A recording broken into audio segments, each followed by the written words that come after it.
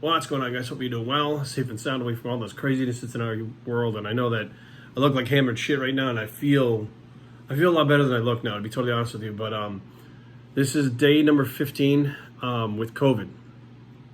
I'll get into there's a lot I need to get into. My head is spinning right now. It's very hard to put together thoughts. Like, I'm exhausted right now still. But real quickly, I got back from nationals. I woke up, I was really, really depleted. So I didn't really eat much when I was at nationals. I usually don't sleep much. People don't realize that when I'm done with, maybe 16, 17-hour days, I go back to my room and then I do all my client emails and check-ins, and I do all the emails for the business and stuff and all the logistics. I do all that stuff still. So by the time I'm done, I'm sleeping 2-3 hours a night at these shows. And then I'm, on the microphone or whatever for 15 hours, 16 hours, 17 hours. And then I don't have time to eat, so I don't eat. So the first day that I was there, I think I had one meal. It was a sandwich later on at night. So, it happens like that, and it's something that I normally do. It's not like that big of a deal. And this time I just got too run down. I just got too run down to the point where I was just like, I guess my resistance was really low. When I got on the plane to come home, people were hacking all their, and I was like, what the fuck? Like, I felt real uneasy about the people on the plane. And then I got to Atlanta, got on another plane to come home, and it was the same thing. People were hacking, and, it is what it is. It's flu season, so you try not to pay too much attention to it. But when I got home, I was fucking absolutely exhausted. Hadn't slept much, hadn't eaten much for, it was like Wednesday, Thursday, Friday, Saturday, Sunday. So for 5 days, I pretty much had slept 2-3 hours a night, ate one meal a day, if that, and and still, did what I needed to do to get the job done. And I got home, and I remember the next morning I woke up, and I asked my wife, I said, hey, have you ever been so tired? Because she has these shifts that are like 36 hours. I've seen her so banged up from being at work for so long. I said, did you ever get a fever from being tired? And she was like, what? As soon as she said what, I knew. I said, fuck. I said, something's up.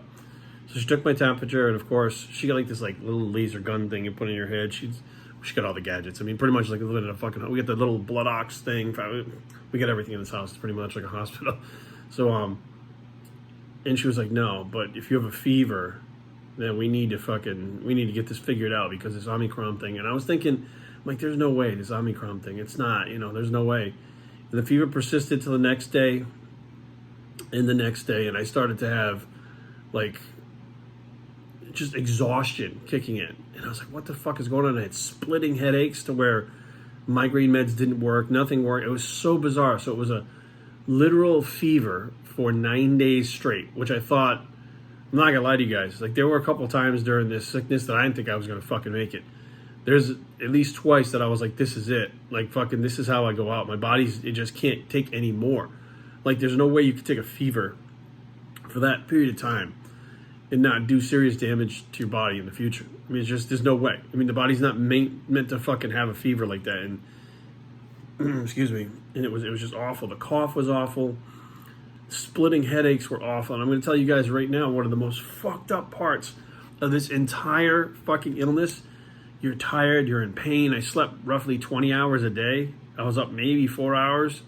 And it wasn't even all at one time. It was kind of spread throughout, I was dehydrated. I'm down 15 pounds in 2 weeks, right? And the worst fucking strangest part of this whole thing that you would never think would be the biggest deal was the loss of fucking taste. Smell and taste. Now, on paper, it doesn't seem that bad. Like, whatever. But when you can't taste your food, nothing is palatable. Water tasted fucking weird. And I was like, what the fuck? Like, everything I try to do, shakes, like, now I'm able to get shakes down. Like, I'm doing my metric shakes now, which, I always do 2 to 3 shakes all the time, year round. But I couldn't even get those shakes down. Like, I couldn't get any fucking food down. The liquid was, it was absolutely awful, because the weaker you get, the worse you feel, the less resistance your body has, and you're not eating and you can't get the food down. Like, I tried everything. I tried pouring sauces on shit. I tried everything I could do. And finally wound up with like applesauce.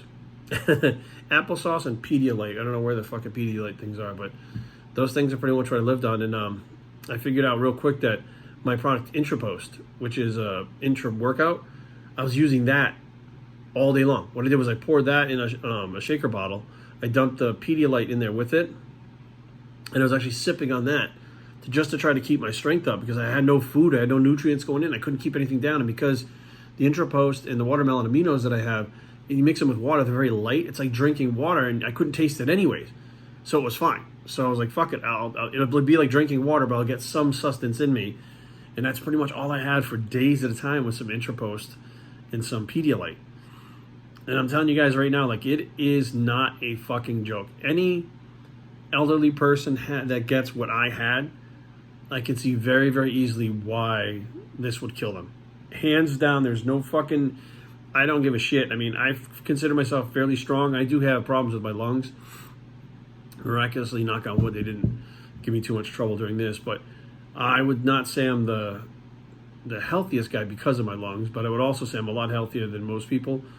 And if you have a compromised immune system, if you are an elderly person and your resistance is not where it needs to be, I'm telling you right now, this will fucking kill you. I don't give a shit what anybody says. Like, this is, the third version of this. Like I said, we're going to talk about that in another, time, that there's 3 versions of this, and it's the third time I've had it. 3 different versions of the same virus, and this one really knocked me on my ass. And, I haven't been one to make fun of it. I've called it a flu, and it is just like a flu, but it is a fucking flu that will work on your ass 24/7, round the clock, longer than any other flu you've ever known. So essentially, yes, they are flu-like symptoms, but they drag out so long that it wears your immune system, it wears your resistance, it wears you down mentally to the point where you're like, I don't know, those splitting headaches that I had, I'm telling you right fucking now, I kept asking God, I'm like, holy shit, I'm like, just let me get through it. Just, I'm not asking for anything, just let me get through it, because I can't, you can't sleep when your head is splitting like that. So now you're not eating, you're not sleeping, like fucking all the days roll into fucking one. Like, I missed Christmas. Christmas is a fucking giant blur. I didn't even know New Year's happened. I was like, I woke up one day and I fucking looked around and I was like, what the fuck is going on? I turned the TV on, they were talking about January or something like that. I said, what the fuck is going on? Like, I took a nap. I went to sleep. I was out for days. Like, I would wake up, go to the bathroom, lay back down, and go back to sleep for days. So this thing definitely, again, we're going to talk a lot more later on about it. I want to go, I'm actually getting tired from doing a video, which is crazy because this is what I've done, for such a long period of time. But I'm on the recovery road now. I actually took Brady for a walk for the first time today in 3 weeks. So it's, it fucking snowed here too. So I'm out there like stumbling around on ice and shit. Crazy because I come back in, I'm like out of breath, I'm sweating, like my body is still recovering. Even though I'm past the symptoms and stuff like that, it's just your body takes a long time to recover from this thing. So thank you guys all who, some of you knew, and I had people that, I'll tell you what, like, even though it was hard to know what the hell was going on around me, I knew that you were sending me text messages, you were sending me messages, you were sending me emails, and there's some really, I'm just really grateful for the people that kept reaching out every single fucking day. There are people in my life that every single day they reached out to know how I'm doing. If there's anything they could do, they don't even live in the same state. And they're like, is there anything we can do? And, every day, how are you feeling today? Are you feeling any better today? Like every single day, the people that kind of knew about it. It's not that I hid it. It was just that I was so sick. I didn't give a fuck about social media. I couldn't give a shit less about what the fuck was going on social media. But, I still wanted to make sure that I took care of my sponsors and stuff and held my line of the stuff that I'm supposed to do on social media, even though I'm still really sick. For those couple of minutes a day that I was able to get on social media, I would try to do the things I needed to do to keep up with what I need to do for the people that have been supporting me all these years. So I'm going to finish. What am I going to do now? So I had my shake. I think I'm going to have some applesauce, which is... I know it sounds fucked up, but it's only certain things I can get down right now. I have some applesauce to go with my shake. I think it's time to take another nap before I do some more work. So, yeah, I'm here. I barely got here. Not going to lie to you guys. I didn't think I was going to be here a couple times. I thought that was fucking it. So, God said, no, you're going to stick around for a while. I'm not really sure what for. We're going to figure it out. So, I definitely feel like this Omicron thing is not a joke. I know... until you feel it yourself, you're not going to understand it. And I understand that 100%. And you know, people are like, you're such a wuss, man. You know, you just fucking get a little bit of COVID. Fucking, yeah, I thought that shit too until the last 2 weeks. I'll tell you right now. But time to get this day started. So thank you guys again for all the support while, you know, I was down and out. Every single message and every single text, every single call made a huge difference, you know. And of course, I thanked my wife already, but I also need to thank my boy Brady, my dog Brady. Brady dog, when I had that fever, would not leave my side. He would sleep with me, he would sit next to me, he would lay with me, he would sit there and just like lick my arm, like he would lick my face, he would lick my arm, he would lick my neck, he would do anything he could to try to make me feel better. Like he knew I didn't feel well. And it wasn't like, you know, I was just taking a nap. He knew that I was ill and he would not leave. Like Aaron would try to take him outside and he didn't want to go outside. She'd just like pick him up and take him outside because he didn't want to leave me. So I got to thank Brady publicly too, because it was one of the cutest things I've seen in my entire life.